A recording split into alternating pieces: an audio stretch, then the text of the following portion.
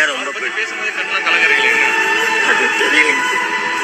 உணர்ச்சி வசமாக இருக்கு. ஏன்னா ஆட்சி வந்ததுங்க ரொம்ப கஷ்டப்பட்டேங்க. அதாவது எங்கள் பொண்ணோட லைஃப்பில் ரொம்ப வீணாயிடுச்சு. குடின்னு ரொம்ப வீணாயிடுச்சுங்க. அதனால இந்த குடியை ஒழிக்கணுங்க.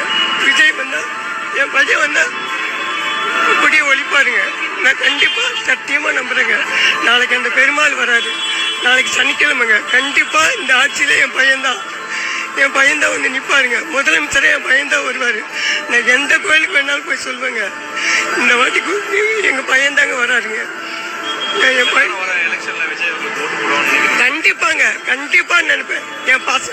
என் பசங்கள்லாம் போடுவாங்க, என் பொண்ணுங்கள்லாம் போடுவாங்க. அவங்க போடுற ஓட்டு விழுந்தா போதுங்க. பெரியவங்க போடணுங்கிற ஓட்டு இல்லை.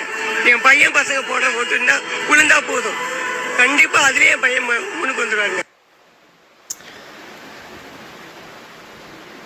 சாட்டை முருகன் கேட்டதா இது?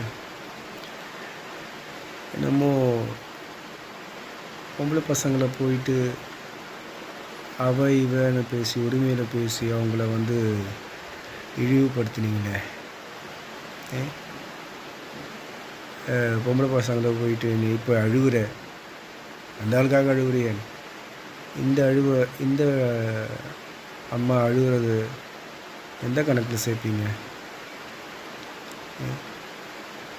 கொடுத்த காசுக்கு கூவுனா போதாதா?